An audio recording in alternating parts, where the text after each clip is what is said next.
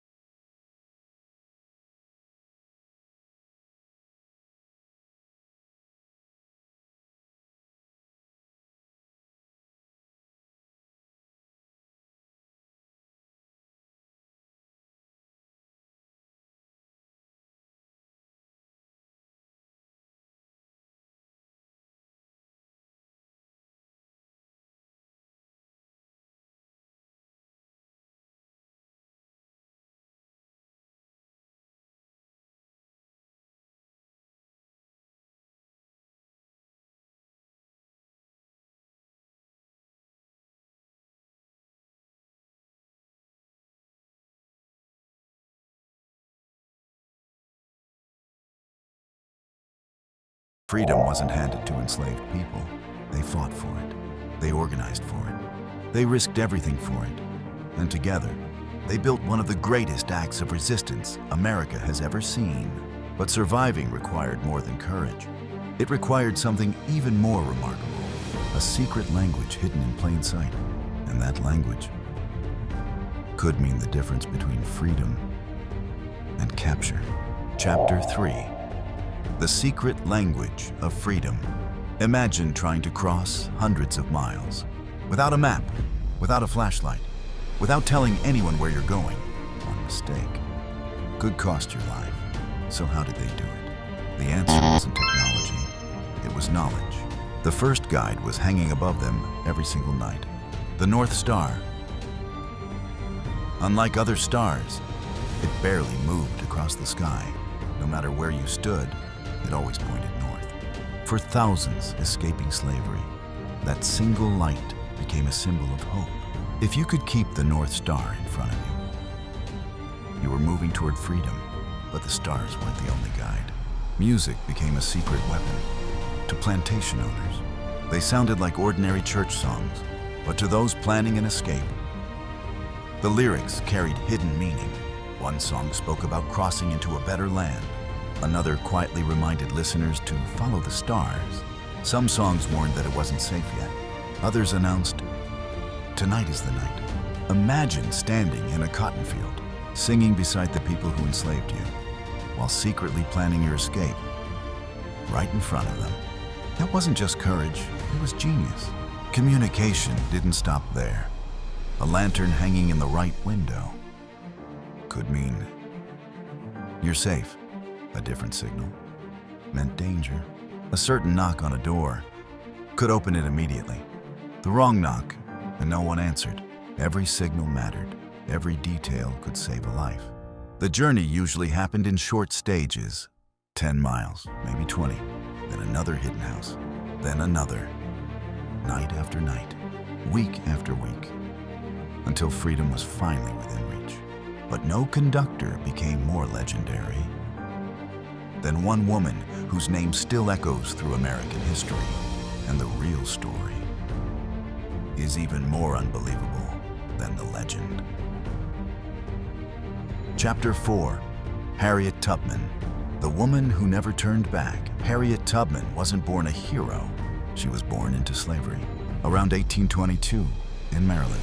As a child, she worked in brutal conditions. She was beaten, forced to work from sunrise to sunset. Then, one day, everything changed while trying to protect another enslaved person. An overseer threw a heavy metal weight. It struck Harriet in the head. The injury nearly killed her. For the rest of her life, she suffered terrible headaches, sudden blackouts, and vivid dreams. Many believed those dreams gave her extraordinary courage. Years later, she made the decision that changed history. She escaped alone. No guide, no protection, only determination. When she finally reached freedom, most people would have stayed. Harriet did something almost unimaginable. She turned around and went back. Not once, not twice. Again and again and again. 13 separate rescue missions. Every journey meant crossing back into slave territory. Every journey placed a massive reward on her head. Slave owners wanted her captured, dead or alive. Newspapers described her as one of the most dangerous women in America. Think about that. One woman, without an army, without political power, terrified an entire system built on slavery. She rescued parents, children, brothers, sisters, friends, strangers. Nearly 70 people reached freedom directly through her missions. Many more escaped using the routes she created. And here's something Hollywood rarely shows. Harriet Tubman carried a revolver, not to attack innocent people, but because fear could destroy an escape. If someone wanted to turn back, they risked exposing everyone else. Turning around could doom the entire group. Harriet understood the stakes. Every decision had consequences. And somehow, through all those dangerous missions, she never lost a single passenger. Not one. Her famous words became legendary. "I never ran my train off the track. And I never lost a passenger." But Harriet's story didn't end there. When the Civil War began, she found another way to fight.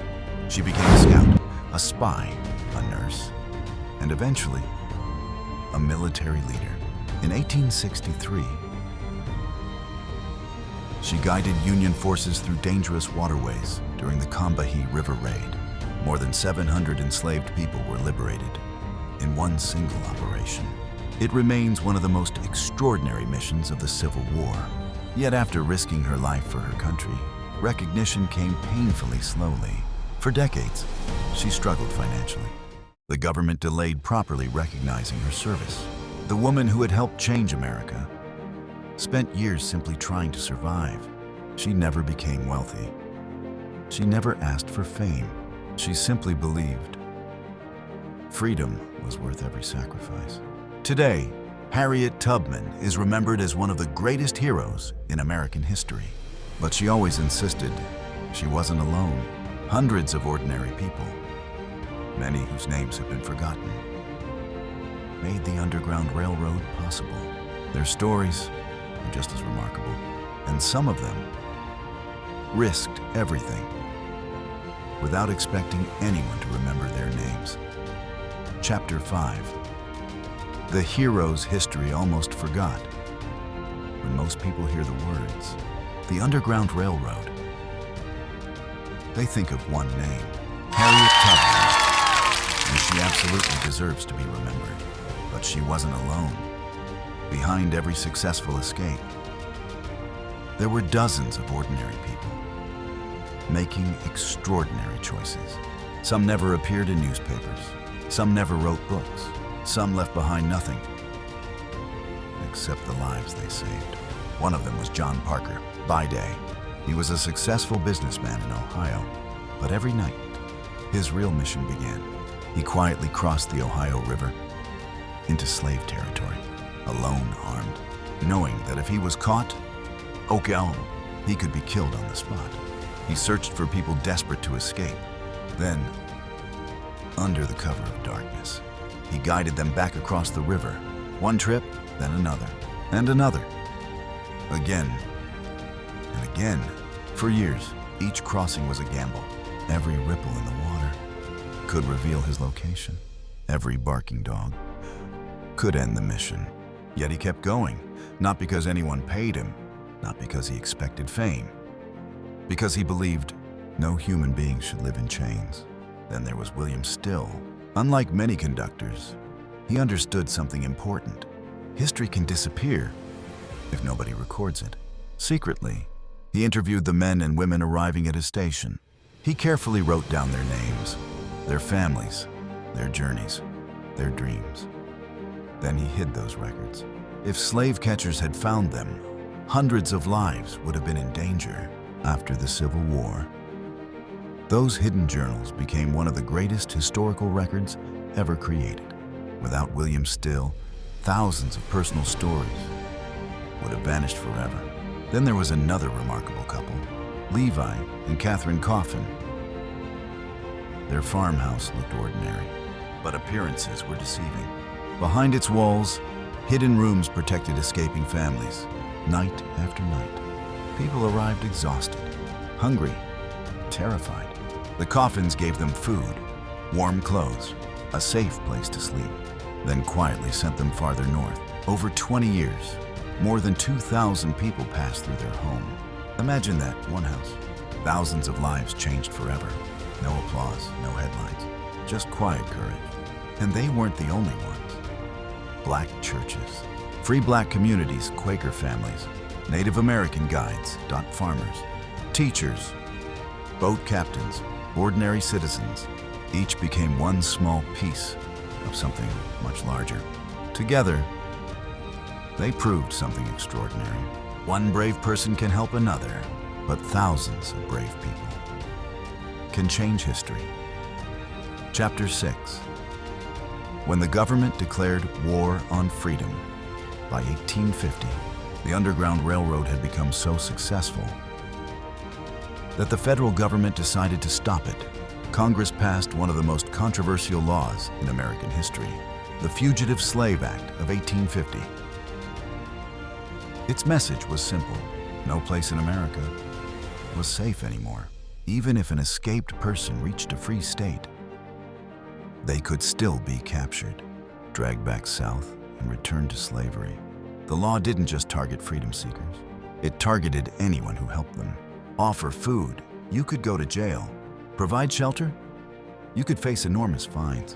Help someone escape, you could lose everything.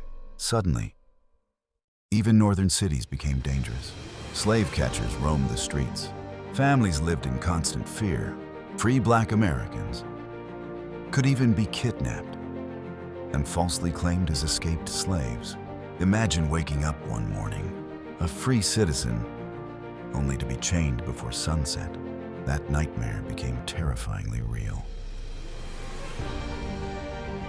But something unexpected happened. The law had the opposite effect. Instead of ending resistance, it created even more. People who had never questioned slavery before were shocked. Churches organized, communities united, secret routes expanded, more volunteers stepped forward. The Underground Railroad didn't disappear. It grew stronger, and because America was no longer safe, many freedom seekers kept moving, past the northern states, past the Great Lakes, across one final border, Canada. There, American slaves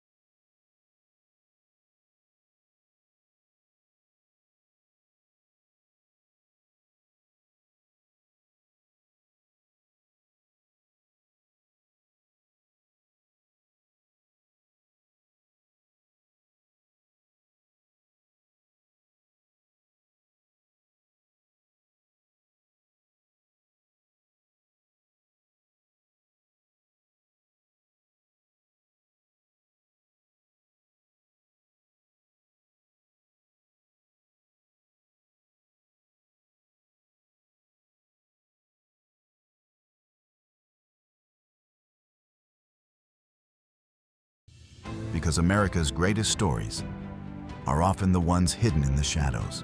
Until next time, stay curious.